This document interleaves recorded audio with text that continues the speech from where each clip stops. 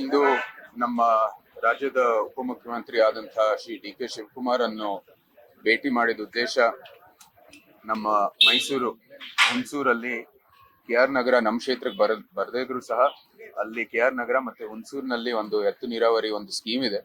ಅದನ್ನ ಆದಷ್ಟು ಶೀಘ್ರದಲ್ಲಿ ಪ್ರಾರಂಭ ಮಾಡಬೇಕು ಅಂತ ಇವತ್ತು ಮನವಿಯನ್ನು ಸಲ್ಲಿಸಿದ್ವಿ.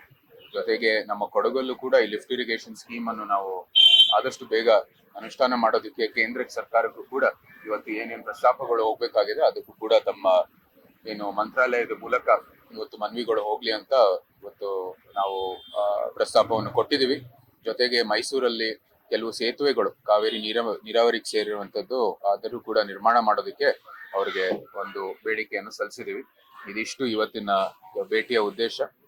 ಜೊತೆಗೆ ಕರ್ಟಿಸಿ ಮೀಟು ಅವರು ಸಹ ಒಂದು ತಾತ ಆಗಿರುವಂತದ್ದು ಎಲ್ಲರಿಗೂ ಸಂತೋಷದ ಸಂಗತಿ. ಅವರಿಗೆ ಶುಭಾಶಯಗಳನ್ನು ಸಲ್ಲಿಸ್ತಾರೆ. ಇಂದು ನಮ್ಮ ರಾಜ್ಯದ ಉಪಮುಖ್ಯಮಂತ್ರಿ ಆದಂತಹ ಶ್ರೀ ಡಿ.ಕೆ. ಶಿವಕುಮಾರ್ ಅನ್ನು ಭೇಟಿ ಮಾಡಿದ ಉದ್ದೇಶ ನಮ್ಮ ಮೈಸೂರು ಹುಣಸೂರಲ್ಲಿ ಕೆ.ಆರ್. ನಗರ ನಮ್ಮ ಕ್ಷೇತ್ರಕ್ಕೆ ಬರದೇ ಇದ್ರು ಸಹ ಅಲ್ಲಿ ಕೆ.ಆರ್. ನಗರ ಮತ್ತೆ ಹುಣಸೂರಿನಲ್ಲಿ ಒಂದು ಎತ್ತು ನೀರಾವರಿ ಒಂದು ಸ್ಕೀಮ್ ಇದೆ.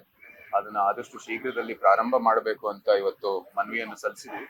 ಜೊತೆಗೆ ನಮ್ಮ ಕೊಡಗಲ್ಲೂ ಕೂಡ ಈ ಲಿಫ್ಟ್ ಇರಿಗೇಷನ್ ಸ್ಕೀಮ್ ಅನ್ನು ನಾವು ಆದಷ್ಟು ಬೇಗ ಅನುಷ್ಠಾನ ಮಾಡೋದಕ್ಕೆ ಕೇಂದ್ರ ಸರ್ಕಾರಕ್ಕೂ ಕೂಡ ಇವತ್ತು ಏನೇನು ಪ್ರಸ್ತಾಪಗಳು ಹೋಗ್ಬೇಕಾಗಿದೆ ಅದಕ್ಕೂ ಕೂಡ ತಮ್ಮ ಮಂತ್ರಾಲಯದ ಮೂಲಕ ಇವತ್ತು ಮನವಿಗಳು ಹೋಗ್ಲಿ ಅಂತ ಇವತ್ತು ನಾವು ಪ್ರಸ್ತಾಪವನ್ನು ಕೊಟ್ಟಿದ್ದೀವಿ. ಜೊತೆಗೆ ಮೈಸೂರಲ್ಲಿ ಕೆಲವು ಸೇತುವೆಗಳು ಕಾವೇರಿ ನೀರಾವರಿಗೆ ಸೇರಿರುವಂತದ್ದು ಆದರೂ ಕೂಡ ನಿರ್ಮಾಣ ಮಾಡೋದಕ್ಕೆ ಅವರಿಗೆ ಒಂದು ಬೇಡಿಕೆಯನ್ನು ಸಲ್ಲಿಸಿದೀವಿ.